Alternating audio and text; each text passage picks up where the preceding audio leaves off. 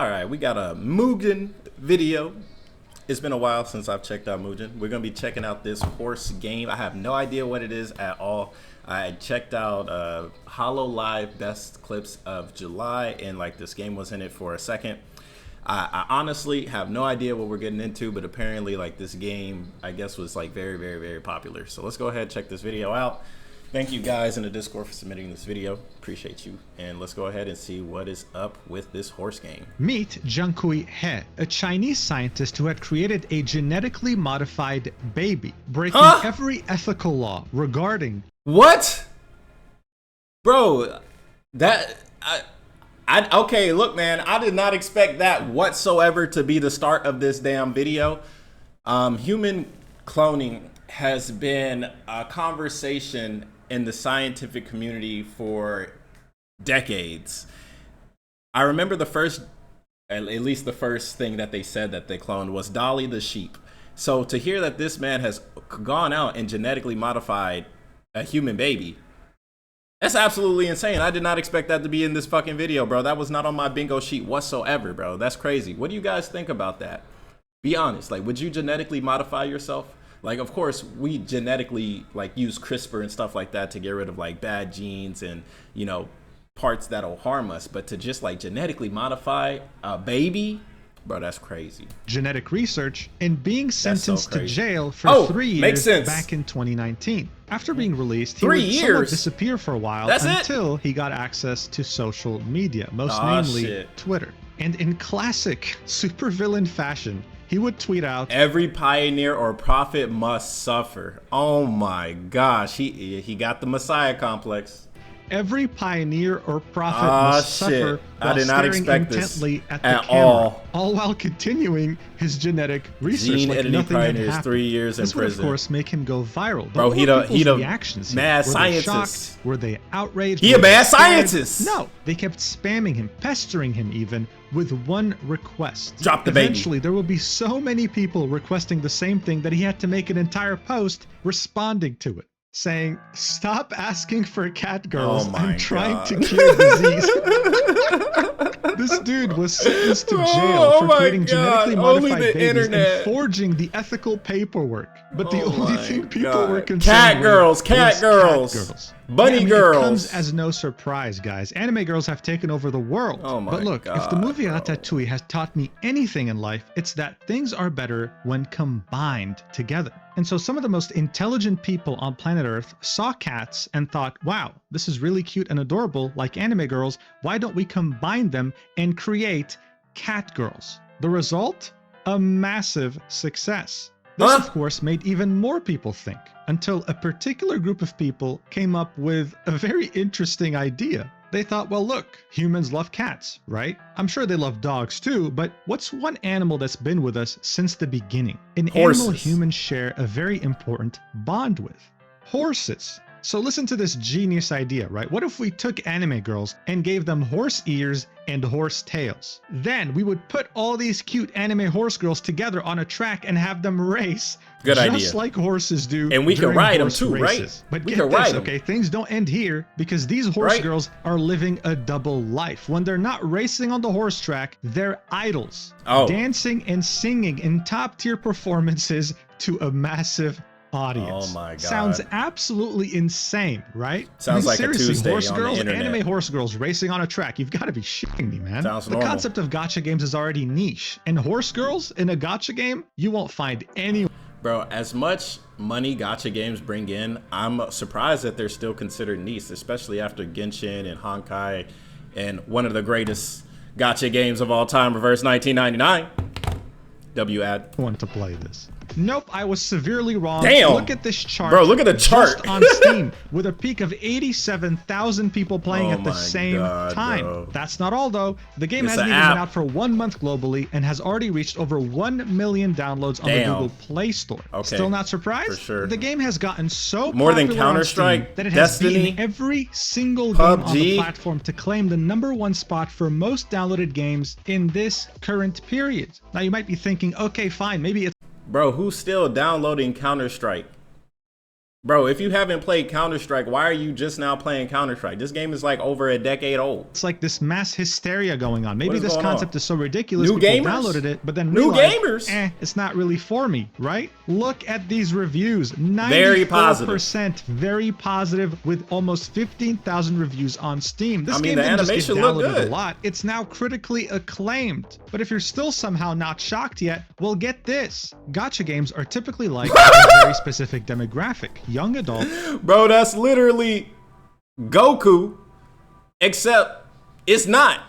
Usually love anime. When it came to this horse girl gacha racing game, though, it reached children, their parents, and their grandparents, doing the impossible and targeting every single conceivable demographic. Guys, it doesn't matter where you go. The metro, the airport, your office, you will most likely see someone playing this on their phone. I say this with no exaggeration. Umamusume Pretty Derby has taken over the planet. And I haven't seen a gacha game do this since Genshin Impact back during the pandemic. But if this still doesn't shock you for whatever reason, then get ready to get sucker punched in the face, because that's exactly what happened to me when I started seeing headlines like this. Umamusume developer Cygames is a title sponsor. They got a sponsor in the Grand Prix in Paris. A prestigious horse racing event founded in 1863.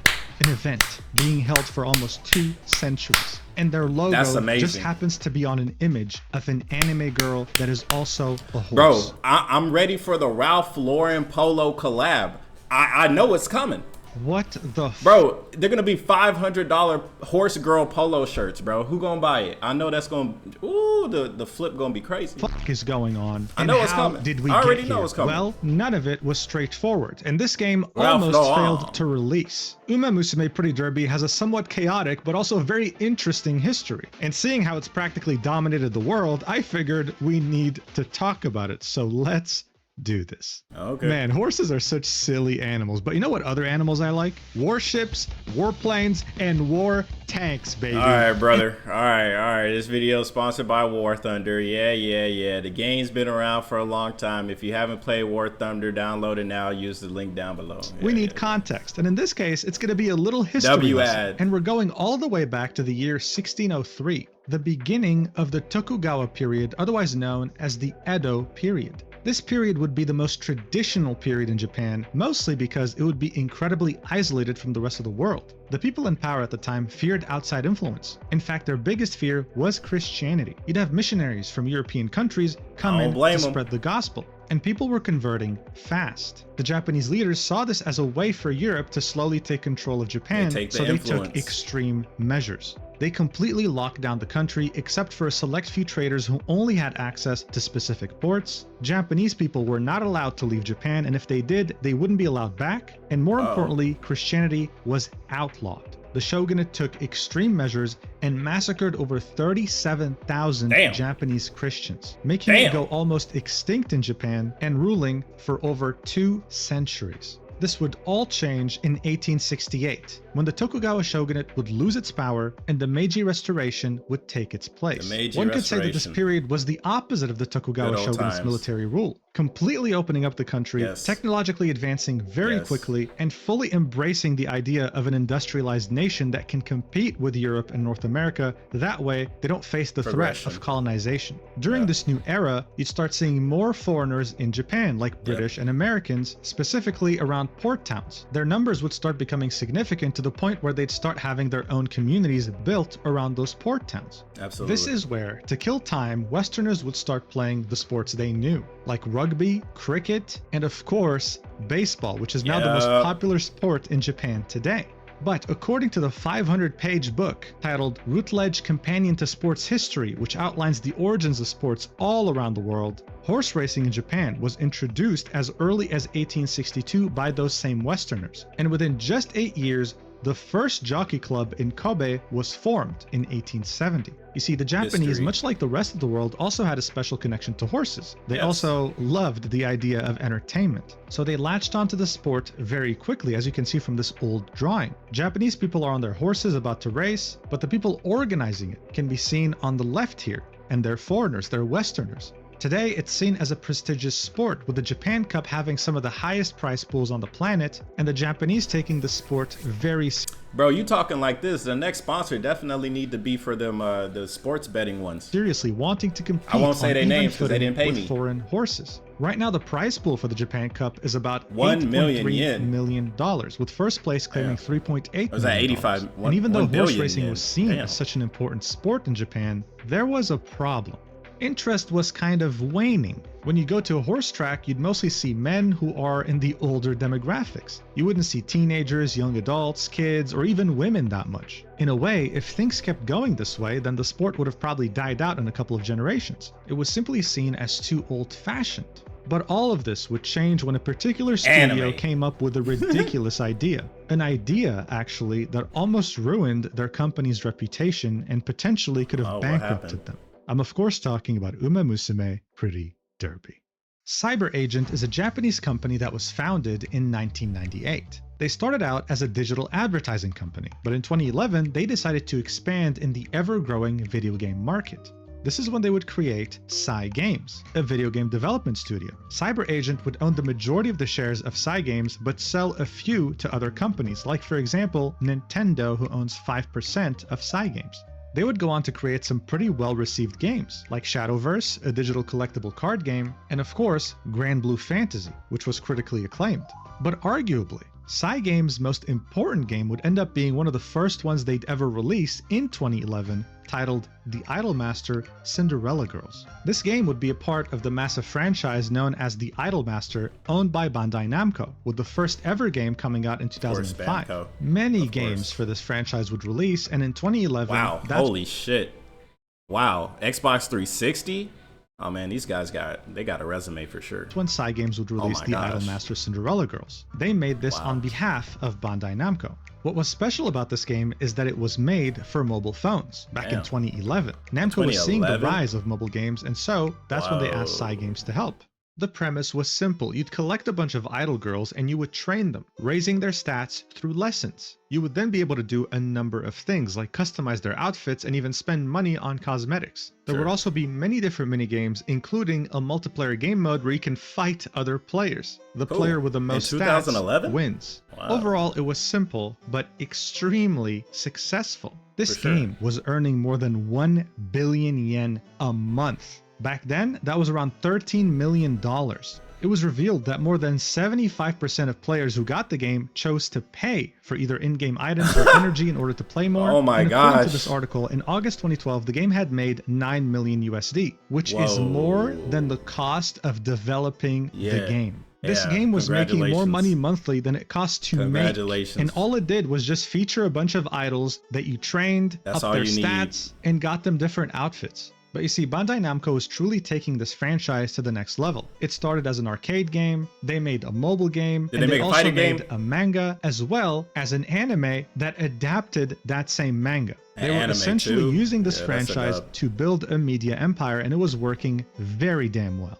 They would continue to hire more developers to create more entries in this franchise, and the most recent release would be in 2024, so it's still doing pretty damn well. This is when Cygames would have some sort of an epiphany. Even though this was owned by Bandai Namco, they were the ones who made this extremely successful game. And I mean, it made sense. Why wouldn't a game like that be a success? The idol industry in Japan is probably one of the biggest, most successful industries in entertainment. It involved finding someone young with talent, absolutely destroying their lives with ridiculously rigid training and extremely unrealistic expectations, and once they get enough popularity, this is when you would milk their fans with a bunch of different media and merchandise. People will do anything for their idols. They'll literally buy a photo album of them, okay? This is why the idol industry is such a money printing machine. But here's a fun fact for you. When it comes to horse racing in the West, certain jockeys, who are the horse riders, might have fans, sure. The horses that they ride also might have fans, but it wasn't anything crazy. In Japan, on the other hand,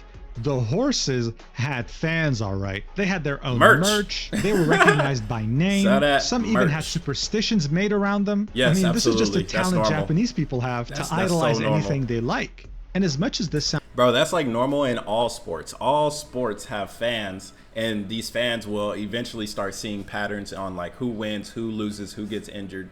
And of course, they come around with curses. They have the same thing in the NBA, NFL, NHL. All sports have this. They have this superstitious culture. And some would say it's real. Sounded ridiculous. There was big market potential here. Cygames had made a very successful idle game, and yet horse racing was a deeply historical aspect of Japanese culture while also having those same idle traits. You know what else is interesting? When it comes to entertainment, the idle industry is very profitable, sure, but one thing Japanese people love to do is gamble, baby. Yes. Bro, I swear to you, yes, that's exactly what it looked like. So I went to my first pachinko parlor in, where was this? Was this in Sendai? Yes, this was in Sendai. And I walk in and I see a whole bunch of machines, like let's just say 30 machines. Maybe it was more, maybe it was less, but let's just say there was 30. It was like maybe 75% empty. But the people that were there, they were sitting here, one hand on the machine, and the other hand, they were just like scrolling on their phone, like scrolling TikTok. And I swear it was just like this the whole time. Bro, I swear they were in like their own 9 circles of hell. Like, how are you sitting here? Like, the dopamine got to be crazy because there's flashing lights on the machine. The balls are going crazy. Pause. And then you're on your phone just like constantly swiping, bro. And like, I swear it's like their thumb was like shaking. Like, oh my gosh, bro. It's the world we live in is fucking crazy. Stay safe out here. Do not get into gambling. Like, there's so many other things to get into. Gambling is like one of the worst, bro. Person not knowing pachinko is one of the worst. Like an American not knowing what a burger is. At this point, it's practically cultural. It's look, crazy. It goes without saying that horse racing was very popular in Japan because of the whole gambling aspect of it. Course. And now you can gamble on a simulated horse race. It's not even real. And you place your bets on this spaceship machine, bro. This looks insane. That's how much they love it. Yes, and there's a lot of finally, detail. just like how idols and gambling are huge in the entertainment industry in Japan, we can't forget to talk about anime. Our #1 hater over here. And in the early 2000s, many artists were our #1 cat girl over here having the amazing idea of giving anime girls cat ears or just small animal features. Bro, do y'all remember when Yoruichi was a guy, or we thought Yoruichi was a guy? Interesting times. Not to mention that there were already examples in media taking this a step further. Instead of giving them animal features, they would give them features of objects. Like how the game Azur Lane has you collect these hot anime women that are meant to be World War II battleships. I'm not even joking, bro. Look, this woman's called Azuma, and she's part of the large cruiser category. Yeah, I bet. She's stationed in the camp Sakura Islands. This is meant to be a battleship, bro, like an actual boat. Do you understand? Bro, you can just make anime girls of anything. Bro, I need to see anime girl versions of reactors. And man, does she have some big cannons, let me tell you that much. So I don't know who the genius at Cygames was, bro. It could be the CEO, it could be a producer. Someone had the brilliant idea to sit everyone down and say, hey, what if we combined all these elements together, right? For the gambling, we make a gacha game. For the anthropomorphic cat girl part, we make horse girls. And for the idol part, we base them off the most famous horses in Japan, while also making them sing and dance, because why not? Why not? Now, be honest, if you were one of those people listening to this pitch, would you have signed off on this? Because it obviously sounds ridiculous, right? Most people probably wouldn't have. But Cygames had top-tier drugs in their office because you know what? They said yes. They then wasted no time getting started on developing the game, revealing it for the first time on the 21st of August 2016 at the Anime Japan Expo.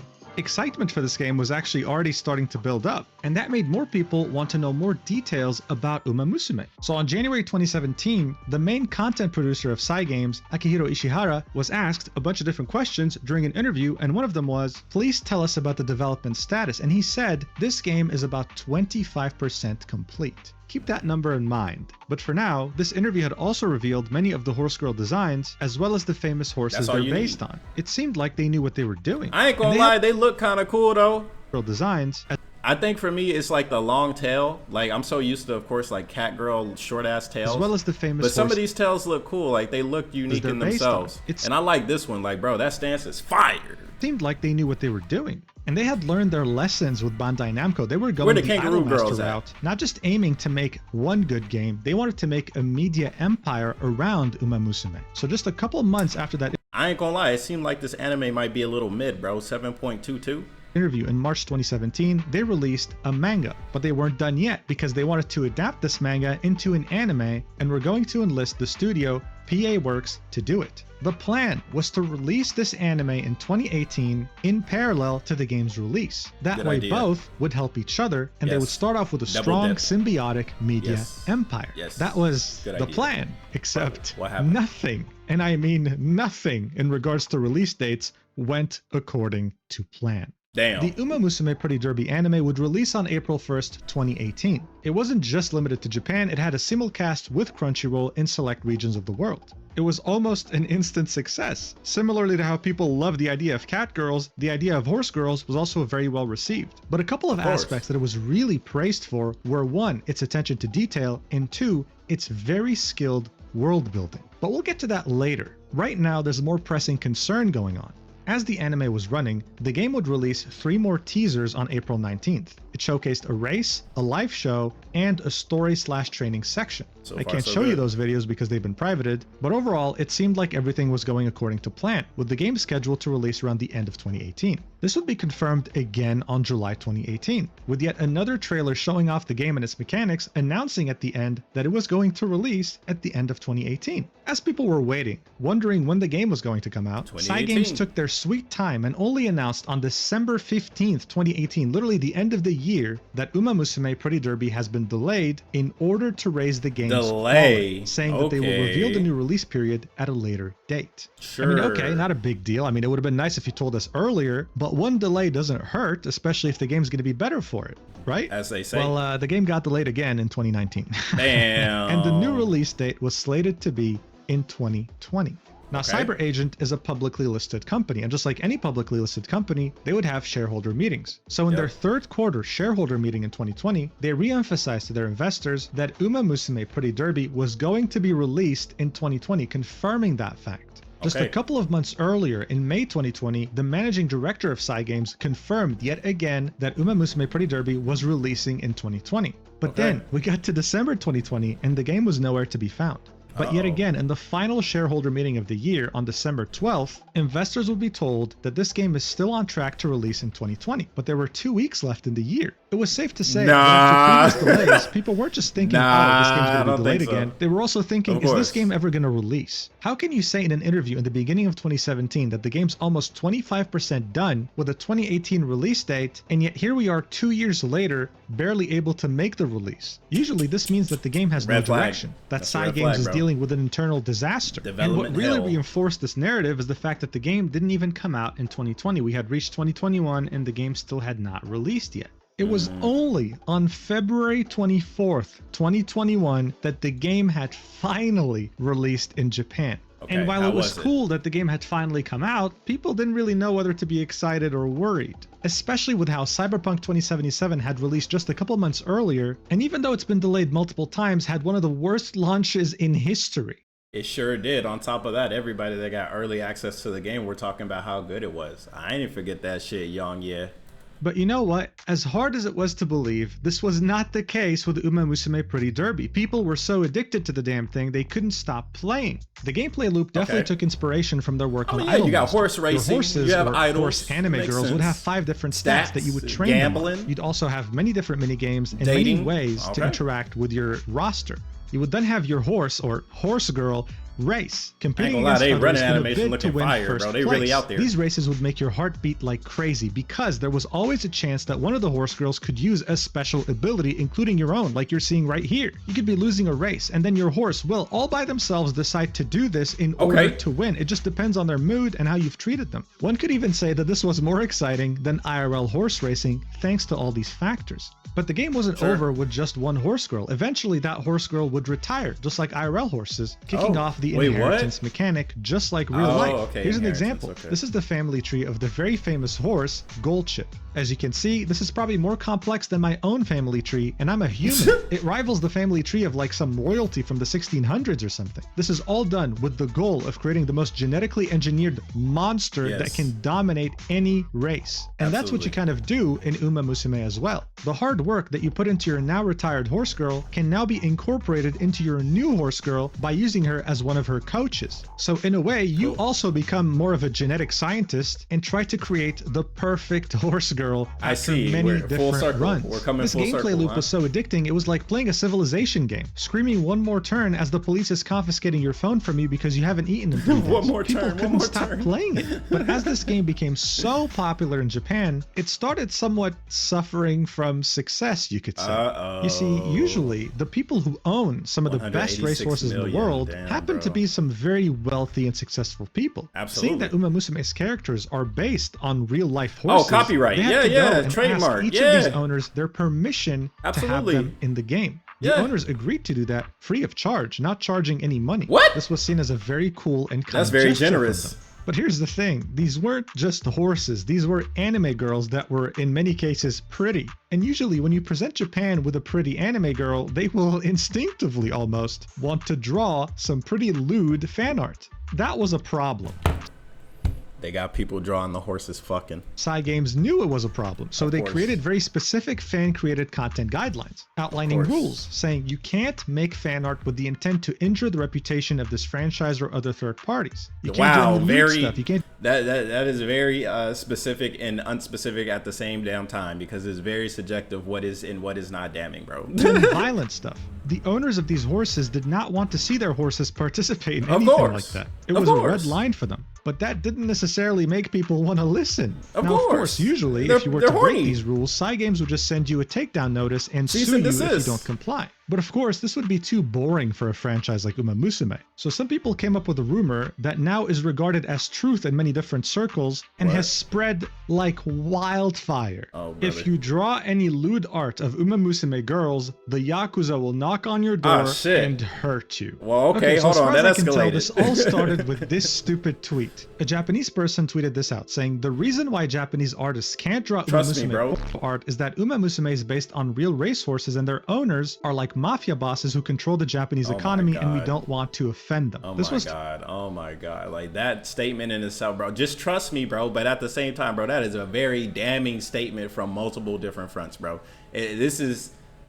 It's deep because it also might be true. Who said that? Who said that? March 11th, 2021. So very shortly after the game released. Was it me? Now, I don't know how much attention this initial tweet got, but what really brought attention to this was the second tweet this person would make, saying, please retweet as much as you can for people overseas. It included that original tweet and another image. Cease and desist. That person saying, the content of the tweet and the image is complete bullshit. It is a falsehood that amounts to defamation of the racehorse owners. I have insulted the owners of racehorses and other people involved in horse racing, as well as the staff of the Umamusume project. Racehorse owners are people who are sincerely committed to the culture of horse racing. They are not involved in antisocial organizations. In addition, I tried to make overseas artists complicit in the prohibition of secondary works that significantly worsen the image of the project, which is clearly stated in the official guidelines. This is all due to my short-sightedness and arrogance. I would like to express my deepest apologies to everyone involved and to all those who have supported me. So this apology was definitely overkill to the initial tweet. It was I'm joking, before they show up at my door next. It was almost like this person had, I don't know, murdered someone. This made people assume that this person really showed up. got caught by the Yakuza and forced, right? Of course, at gunpoint to make this apology. You better because change that's what it sounds like. As you can see here, the top comment is, they found you. The person said,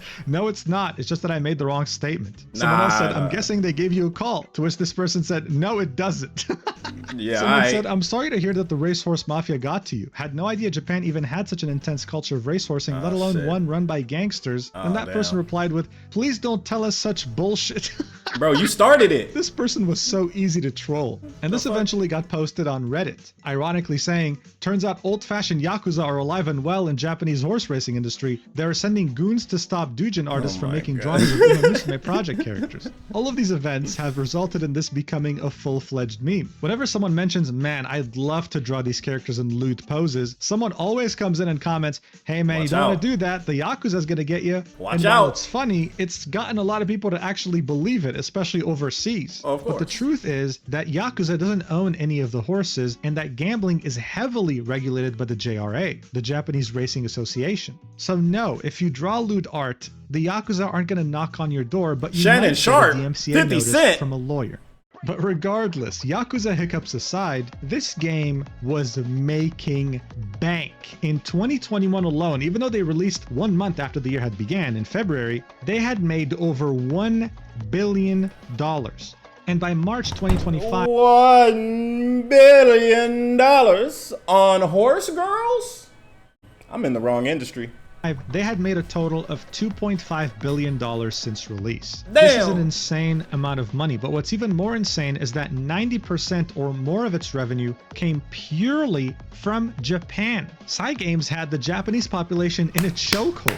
And as I mentioned, these weren't just young adults. There would be endless stories of people going on the metro, going to a restaurant, going outside, and seeing someone way older than them or way younger than them playing this game on their phone. It became cultural. But here's the thing, Japan, even though open to the rest of the world, still has a very particular market. Just because something is successful there does not mean in any way that it'll be successful anywhere else. That's true. Especially when it comes to the topic of gacha games. So when it came to finally launching the game globally on June 26, 2025, more than 4 years after launching it in Japan, people didn't really know what to expect. It was reasonable to think that it was going to just die out in a few months, with Japan continuing to be its main revenue source. Except what it did was inconceivable. It was absolutely dominating the Steam charts. As you saw in the intro, it became the #1 most downloaded game on Steam at some point, also becoming an instant success on mobile. But what's really interesting here is that it managed to recreate exactly what happened in Japan, but globally, which was not having a target demographic,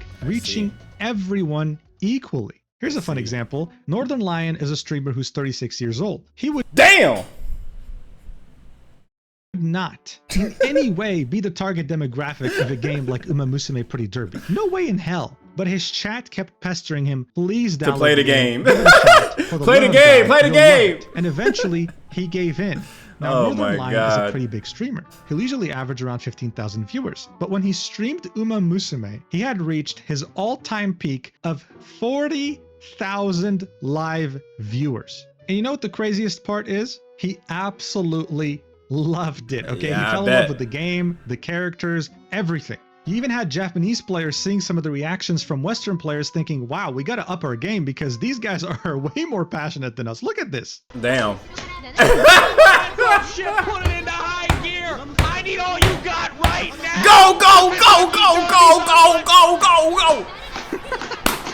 Go. It was, with no exaggeration, taking over the entire internet. And it showed in the stock price of Cyber Agent, the parent company of Is that on Robinhood?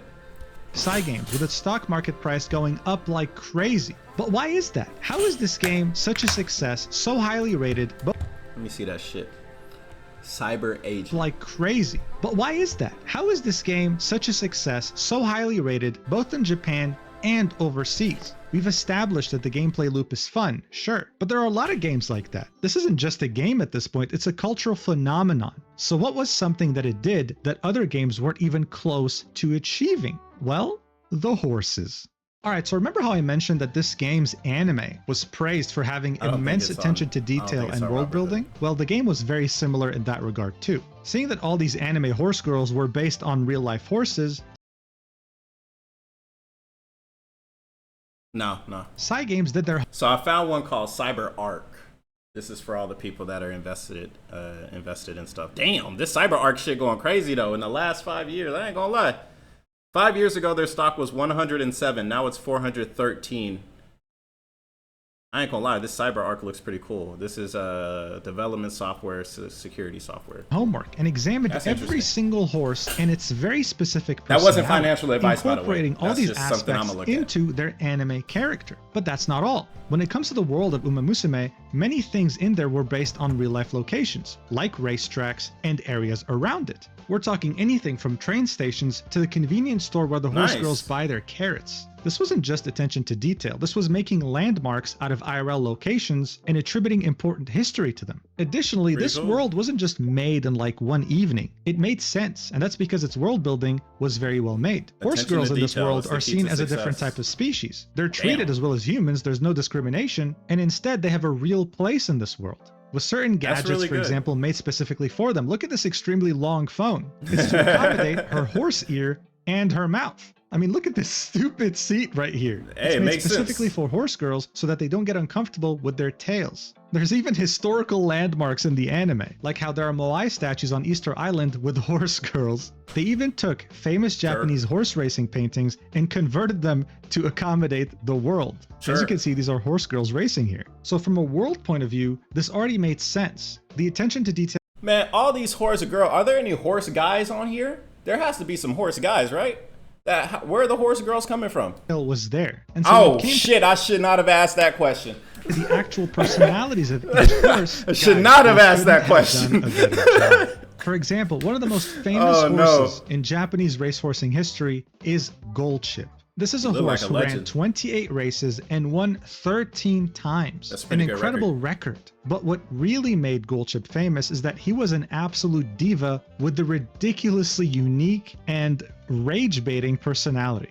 In 2015, Goldship had a total of 12 billion yen betted on him. Damn! People were confident that he would win just like he won his other races. What we got instead was the day known as the 12 billion yen incident, when he would do this. Watch.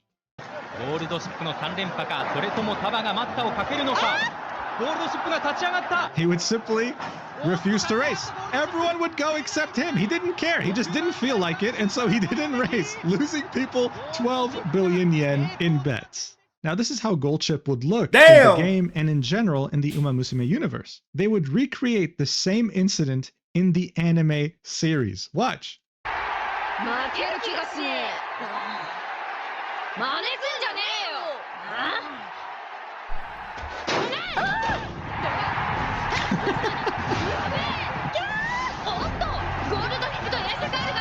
Go, go, and just go, so go! You know, they brought back the same exact woman who was casting that day to voice in the anime. Guys, let's go! The attention to detail is ridiculous. That's serious. So seeing that Goldship was... So I would say this after hearing all of this about the Umamusume. I would say from the fan base, from the developers, from everybody involved in the horse betting or the horse racing scene, this is legitimately the closest thing you would ever get to perfection in the scene. The game is fantastic. The world building is amazing. The attention to detail is there to the point where they're willing to not just delay the game for it to be better, but to legitimately delay the game because they want to create a fantastic and believable world. So it makes sense that all of the success that this game is getting is deserved. And it makes sense why it's so popular as well. So congratulations. I'll give a round of applause. Now, hopefully there's nothing later on in this video to be like, yeah, they dropped the ball, because that would be a damn shame. But let's continue. As an absolute diva, yet at the same time very skilled, Cygames made sure to incorporate that into Umamusume Pretty Derby. She'd be very skilled, very talented, and yet would have crazy mood swings, refusing to train, and sometimes, even though having the best stats, would just refuse to race, like they're not giving a single shit. This eccentric personality would so accurately be translated into the game that it would create a new overseas fan club for this IRL horse. I mean, look at this. This is a video of Goldship in retirement, literally just hanging out. Just being a horse. It has over 2.2 million views. This is just a horse hanging. Hey, that horse has made a lot of people a lot of money. Okay, this horse needs to be treated amazing for the rest of its being. Out for 2 minutes, not doing anything except fooling around. That's how much of a sensation he became because of this game and his history. I mean, look, most people would have just stopped there and moved on to a different topic, but not with me, you won't. Goldship's personality wouldn't just end with him breeding being a diva. records. He would also be one of the most successful breeders, with a successful mating rate of 99.1%, having over 500 children, with a few of them becoming absolute champions. In fact, according to some staff, after he would finish mating with a mare, she would then refuse to mate with anyone else but He's the best! He's the top dog! Man. But I guess it also explains why he enjoyed it so much. He would swing his cucumber from side to side because of how excited he was, okay? I know this is like a ridiculous amount of detail, but people look into this. That's how obsessed they are with Goldship. This isn't just because he was skilled or a massive diva. Bro, this horse has been reincarnated before, man. I don't doubt it. He was a rage bait, like the whole 12 billion yen incident, but also the fact that his trainers realized that, wait a second, in his retirement, he's running even faster than he used to run back when he was still a racehorse, making them realize that he never used his full potential while being a racehorse, you don't need to. As if on purpose to spite his trainers. Of course. This made people realize that horses wants. aren't just creatures that we share a special connection with. They also have many unique and diverse personalities. Most people have a hard time seeing that though, because we don't really interact with horses that much anymore. So turning them into anime horse girls with proper world building around them made us finally appreciate their very deep and valuable personalities. And no one received more appreciation than the horse Haruara. You see, when she was young, she would go unsold at an auction. Seeing that no one wanted to buy her, she was entrusted to the cheapest racecourse to run in Japan. Her trainers thought that this would be a good chance for her to maybe win since she had a hard time training. But then she went on to lose 113 races in a row, never winning once. Wow. However, when she had lost her 87th race in a row, the race announcer, Koji Hashiguchi, would be absolutely shocked at this statistic. He was like, dude, this like never happens. Most horses would have given up by now. They would have retired. So he sent her racing record to national media outlets thinking, dude, this is insane. Like, you got to talk about this. And they did, which made her ridiculously famous. People started going in droves to where she raced, the Kochi racecourse. The wives of the jockeys, the people who rode the horses, took advantage of this and started making merchandise. And get this, at a certain point, people would go to this racecourse just to bet on Haruara, knowing very well that they were going to lose, but they would love that because then they'd use that betting ticket as a protective charm for car accidents.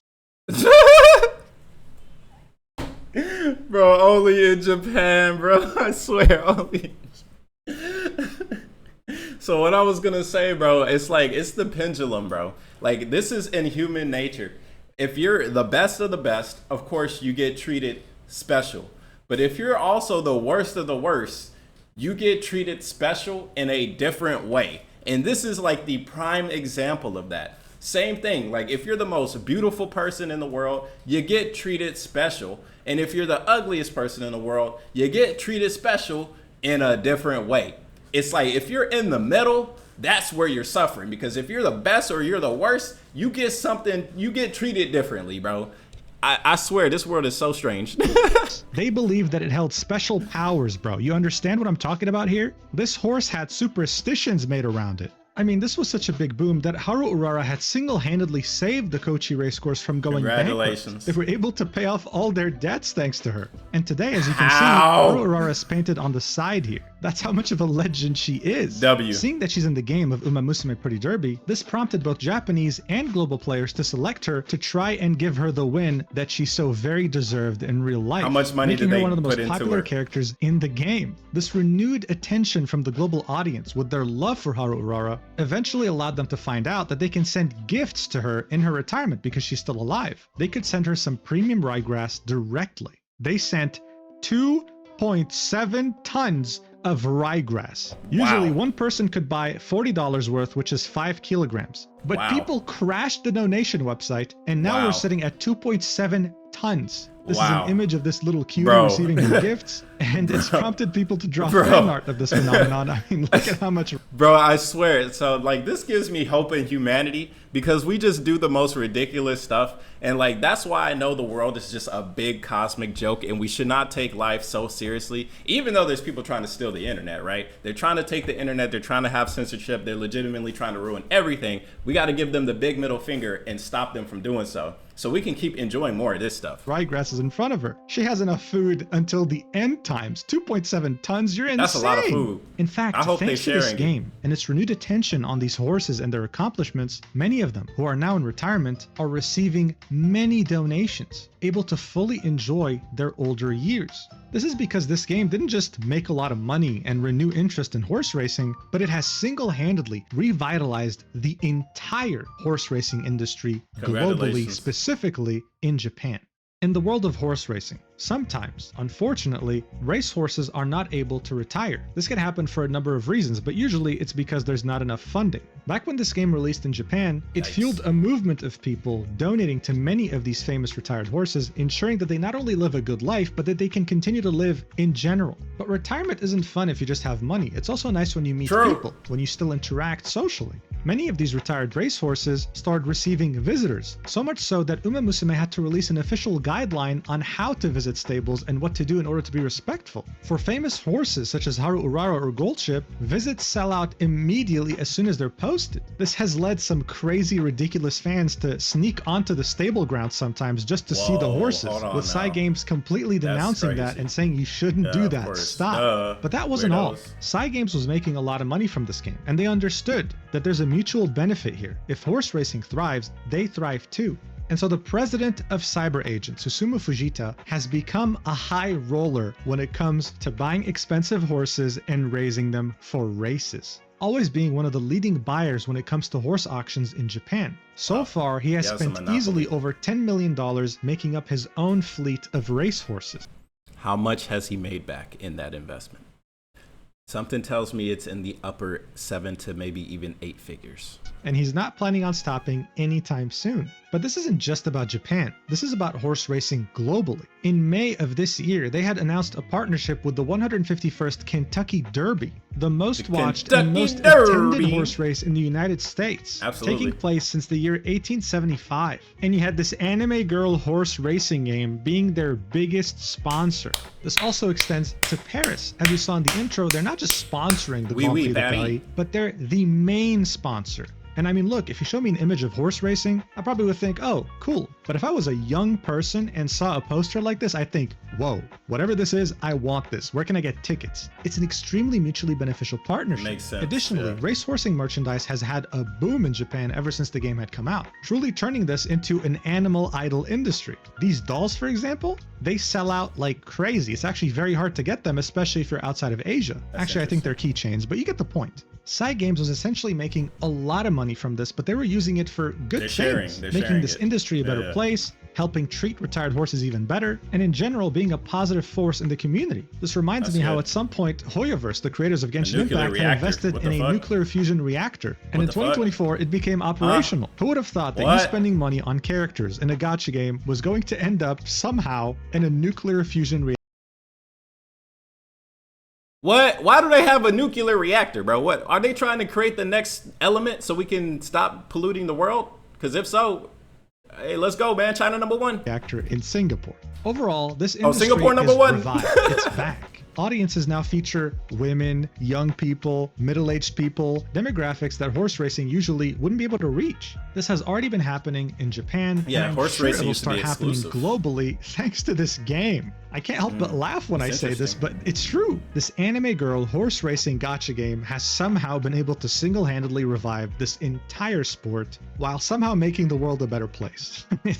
It's crazy, but it's where we are today. I hope I was able to explain why this game took over the world and why it's continuing to, and I really appreciate you watching until the end. This is a fairly different video from what I usually do on my channel, but this hey, is better. I figured it would be fun. Now the sponsor does want me to end this video with a message, so before I'll do that, I'll thank you again, say that I love you, and mwah, see you next time. Thank you so much for watching. As a reminder, you can get 100,000 Servo Lions, premium vehicles, 7 days premium account, and much more if you're a returning player that hasn't played for over 6 months, or if you're a new player in War Thunder. This applies to both PC and console. So click the link in the description or the pinned comment to download it for free today. Never give up. I like this video a lot because it wasn't just like the drama and stuff. It has some actual real world history on top of it. Like the context section is amazing. And I basically got introduced not to just a whole new game, but a whole new world. Like I'm already semi-familiar with horse racing because my sister-in-law, she actually races horses. If you guys want to bet on horse races, go for Count 'em Again in El Paso, Texas. I'll give them that quick plug. So for sure, Count 'em Again actually has won a couple races, which is, hey, that's really cool. So to see horse racing, like, again, it used to be something very exclusive, especially for just the wealthy, but to see like everybody is getting involved in it, mothers, you know, children, young adults, like I think that's really cool. And like to hear that these horses are having better lives in retirement as well is really awesome. You know, it gives me a lot of hope. It's like there's so much negativity that you could easily be drowned in, but to read this and hear this story, and of course, like what makes it really impactful as well is like the developers of the game went and they made one of the most authentic horse racing experiences you could have, and still make it fun with like the actual in-game elements, like giving them their ultimate abilities, and they trigger by RNG, and like take the gacha money and like share it. I think that's so cool, and it's rejuvenating, and if anything, it puts a lot of eyes on stuff that actually exists. I like that, man. Like, I would love to see this as well, and like say like not dog racing, but what is it, like the somebody in the comment section let me know, whenever they have the dogs come out, the dog show, like the dogs are coming out and they're looking good, and then they have them run through the little mini whatever, the obstacle course, and like to have dog girls too, oh man, you already know that's gonna go crazy. I think if you want anything to be successful, you just put an anime girl on it, and there you go. I mean, I don't know what that says about society, but I say, hey, if it's bringing more positive things into the real world, I'd say go for it. And also, if we can get into their stock market and put some money in, I think that'd be a good idea as well. So it's your boy KhunShawn, man. Thank you guys for submitting this video. Shout out to the Discord, because that's exactly where this came from. Appreciate you guys, as always, still supporting your boy. Even though I'd be going off and doing my own thing, you guys still be sitting here waiting for the GOAT to react, and that is awesome. I appreciate you guys so much for that. So until next time, I'll see you guys when I see you guys. Shout out to Mujin for making this amazing video. Let's see, what's one of the top comment? Oh, a Mujin video about a horse game. Let's watch it. Meet the Chinese scientists that created genetically modified babies. Yeah, that shit was crazy. I was not expecting that. And then we got a full circle earlier on in the video. I think that's really cool. So what the fuck is going on with this guy with this genetically modified babies? I have no idea what's going on with this shit, man. This is crazy. Bye.